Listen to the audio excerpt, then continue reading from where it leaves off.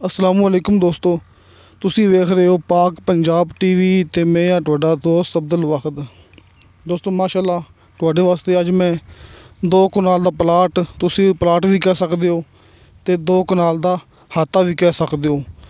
ਦੋਸਤੋ ਆਪਣੇ ਇਲਾਕੇ 'ਚ ਲੈ ਕੇ ਹਾਜ਼ਰ ਹੋਇਆ, ਇਨਸ਼ਾਅੱਲਾ ਉਮੀਦ ਹੈ ਕਿ ਤੁਹਾਨੂੰ ਬੜਾ ਪਸੰਦ ਆਵੇਗਾ।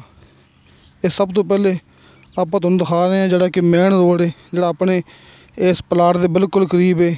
ਇਹ ਆਰਫ ਵਾਲਾ ਪਾਕਪਤਨ ਬੁਰਾ ਵਿਆੜੀ ਮੁਲਤਾਨ ਮੇਨ रोड। दोस्तों अपना इलाका आप खड़े हैं आरफ वाले शहर तो तकरीबन कोई 4-5 किलोमीटर सफ़र है। बिल्कुल अड्डे के उपर दोस्तों बड़ा मशहूर अड्डा है, इतने मौके तो हर चीज़ मिलती है। तो सामने जा रहा सोलंग, ये सोलंग तो जाके चंद कदम अगे इतने अपने को आता है। आप मौके पर आ गए हैं दोस्तों, नाल ही मेन रोड है। भरावां चेक कराया सी मैं, ये शार्टकट आप देखिए, देखो दोस्तों ये सामने मोटरसाइकिल जा रहा है, ये रिक्शा जा रहा है। दोस्तों ये है मेन रोड, आप खड़े हाँ मेन रोड के बिल्कुल करीब। तो इतने अपने को देखो सामने नाल ही सज्जा हत्थ मुड़ के सामने मैं भरावां फिर दिखा रहा कि आप इस साइड से सामने गड्डी जा रही, मोटरसाइकिल जा रहा है। ये है आरफ वाला पाकपतन बुरा व्याड़ी मुल्तान मेन रोड। ये आप दोनों भरावां दिखा रहे हैं, आ देखो कि सामने नाल ही मेन रोड है। दोस्तों मेन रोड की सोहन तो आप तसली कराई, हुण आप दिखावांगे प्लाट जिहड़ा कि आता है। देखो दोस्तों ये वड्डा सारा बरामदा ते सामने गेट दोस्तों, इत्थों लैके ते इस साइड ते एक छोटा दरवाज़ा है दोस्तों। इनका माशाअल्लाह फ्रंट बहुत वड्डा है दोस्तों। ये असीं समझ लो कि ये 2 कनाल का प्लाट है। ਇਹ ਵੇਖੋ ਆਪਾਂ अंदर जाके तसल्ली कराने भरावां नूं।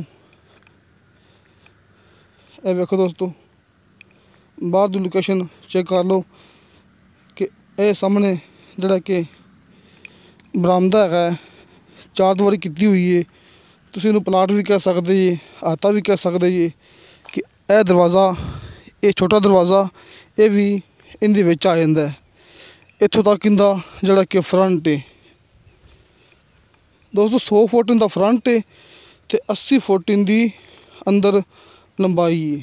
कि जो फ्रंट है ये 20 फुट ज़्यादा है। उन्होंने भरावां नूं अंदर जाके इनकी मुकम्मल तसल्ली करावांगे।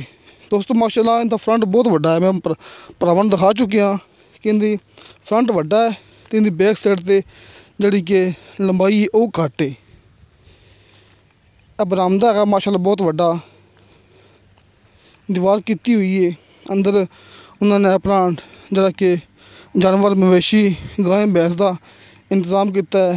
कोई समान कोई औजार वगैरह इत्थे अंदर रखे हुए हैं। दोस्तों ये 2 कनाल का प्लाट है, आता है आरफ वाले शहर तो कोई 4-5 किलोमीटर। पाकपतन बुरा व्याड़ी मुल्तान मेन रोड अपने इलाके का। दोस्तों इनकी डिमांड की मालक ने फी मरले के हिसाब नाल 2,10,000 रुपया। दोस्तों 2,10,000 रुपये इनकी डिमांड है फी मरले के हिसाब नाल। दोस्तों इनदे विच खुशी की गल ये भी हैगी है कि आपां अपनी मर्ज़ी के मुताबिक 5 मरले ले सकने जगह, कम से कम 5 मरले। आपां 5 मरले 10 मरले कि जिन्नी चाहिए आप इस 2 कनाल दे विचों ले सकने आ। तो जिन्ना फ्रंट अपने हिस्से आएगा आप उन्ना फ्रंट इनका ले सकने आ। 2 कनाल जगह है, आप 5 मरले तो लैके अपनी मर्ज़ी मुताबिक इनके विचों जगह ले सकने आ। तो दोस्तों अपने WhatsApp number and call number लगे होंगे ने हर मूवी की डिस्क्रिप्शन दे विच।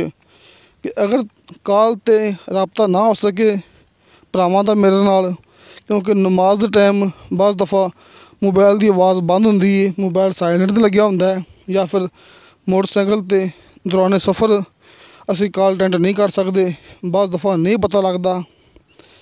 तो अपना व्हाट्सअप 24 घंटे ऑन होंदा है, तुसीं मैनूं व्हाट्सअप ते भी इतला दे सकते जी। तो अपने WhatsApp number and call number लगे होंदे ने हर मूवी की डिस्क्रिप्शन दे विच।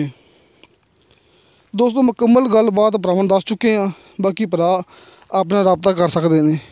तो दोस्तों इंशाअल्लाह ताला मिलांगे अगली वीडियो ते। खुदा हाफिज़।